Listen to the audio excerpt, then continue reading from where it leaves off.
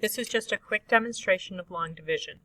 If this doesn't help, make sure you Google long division and refresh yourself through any other YouTube videos you might be able to find. The first thing you do is you are dividing the piece inside by the 8 outside.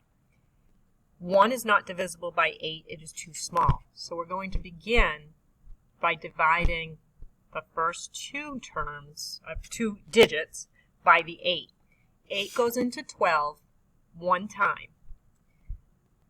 And then from that point, you bring it around and you multiply. So this is the multiplier. So 1 times 8 is 8. And you drop it down. The next thing we do is we subtract those two numbers. So 8 of them have already been accounted for. We're left with 4 that we still haven't been able to account for. Then the next step is to drop down the next digit. Now I'm dividing 43 by 8.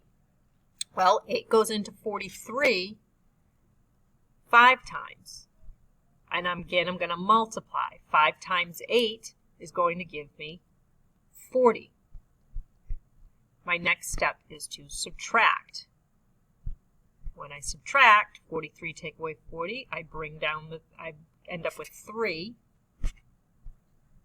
And now I need to bring down the next term, digit. That's a 4. 8 goes into 34. Right, now I'm dividing in there again. 8 goes into 34 4 times.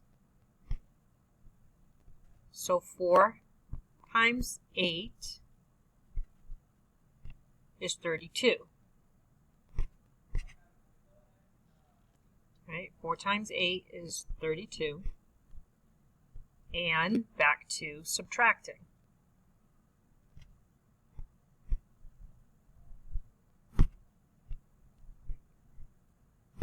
Subtract, that gives me a 2.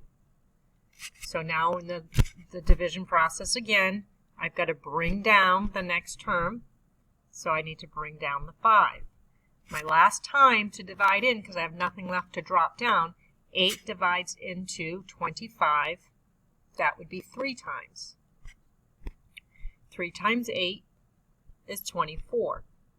I subtract. I have 1. But there's nothing remaining for dropping down.